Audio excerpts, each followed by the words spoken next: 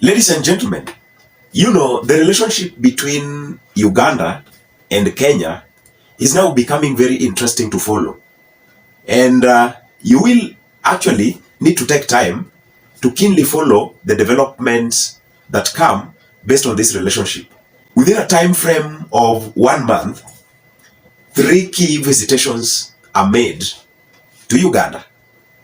You talk of the president sending the prime cabinet secretary to go and organize, deals in export and imports between the nations.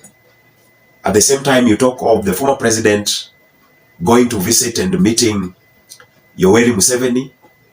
Then definitely you talk of the president himself paying another visit and meeting the president. There is something always behind every political move.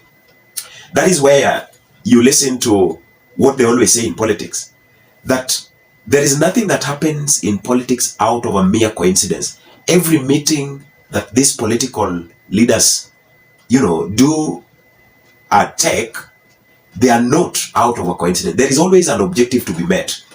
The political objective that is supposed to be met is the very key thing.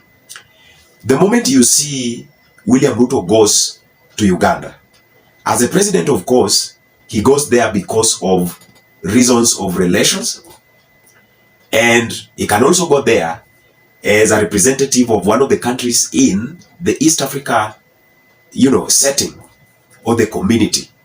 But when you look at the sequence, when you look at the pattern, it raises eyebrows. Because first of all, the visit by the former president Uhuru Kenyatta to UG was kind of not expected. In fact, it came all of a sudden when nobody was thinking that Uhuru will be making such kind of visits. But one thing that we must make as an exemption is that the relationship between Uhuru and Museveni, when Uhuru was in power, was so strong. In fact, the family of Museveni is so much close to Uhuru Kenyatta and the entire Kenyatta's family. They have a bond. So you can make only one exemption, that Uhuru might be going there for relationship that is driven by how he is and the family to Yoweri Kaguta Museveni. Which, of course, if you were to do that in that kind of defined setting, it will not be publicized at such a time like this. It will not go viral. But the moment the meeting goes viral like that, it now speaks volumes, and it now brings the political interpretation out of it. The same thing, you talk of the prime cabinet secretary going to visit Museveni, and the intention, which of course the government is giving update to Wananchi, the intention was to go and sell Kenya and take the coffee that UG needs to consider in its imports from the Kenyan market. That is, the formal setting of it. But there is also the political implication that must be met, that must be fulfilled, or the assignment that the country has in a political lineup. And now, finally, we had the man himself, Dr. William Ruto, going to meet the president and him updating on how they are having a talk, a chat, and looking forward to having these nations correlate. Now, if you look at all this, what is the interpretation? I just want to give you my deductions. I always like making deductions based on what I observe.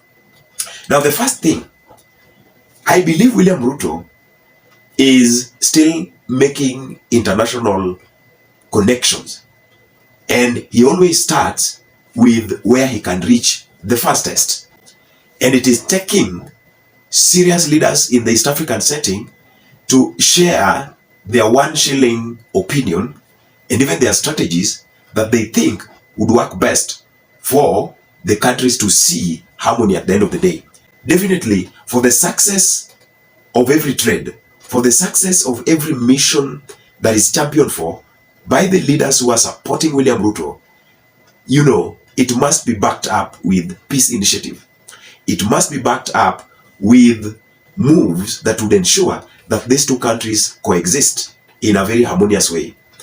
And if you look at the very first time William Ruto came to power, he went to Uganda, and one of the updates that came from it was that, Museveni was to tell William Ruto how to manage things, how to deal with the opposition, how to ensure that, your country does not see incessant activities, especially the ones which are very fiery from the opposition.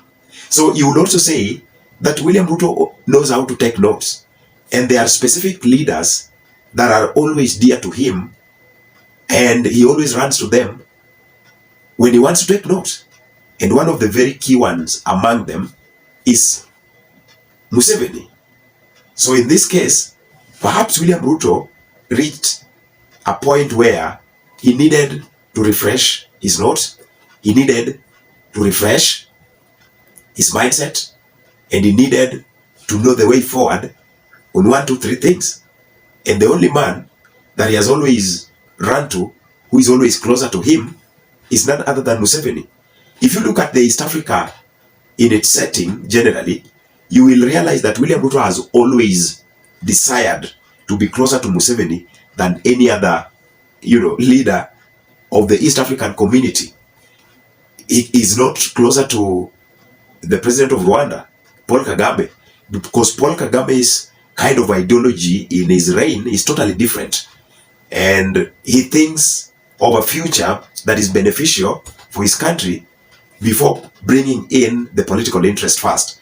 But you look at what Ruto is finding himself into, he must make sure the politics of the day is managed in the very first instance. So that is the reason why he will always strive to go and pick notes from the very dear leaders who are dear to him, and he thinks they know how to handle some political weighty issues and to make sure that you continue with your activities as the president. But I see all these deliberations coming through to what Mutai Gunyi was trying to reveal. So when you look at Museveni, you look at William Ruto, they are of the same feathers. You would say so. Uhuru Kenyatta has retired. William Ruto has been in power for one year now, almost. But Uhuru Kenyatta has refused to exit the stage. When Mwai Kibaki became president, he let Uhuru Kenyatta do his thing. Arap Moi was in the same position as Uhuru Kenyatta is now. His candidate lost. But instead of going to support Uhuru Kenyatta, who was his candidate then, in opposition, he said, let Mwai Kibaki do his job. He was dignified in that respect. I am persuaded that what Uhuru Kenyatta is doing is not right.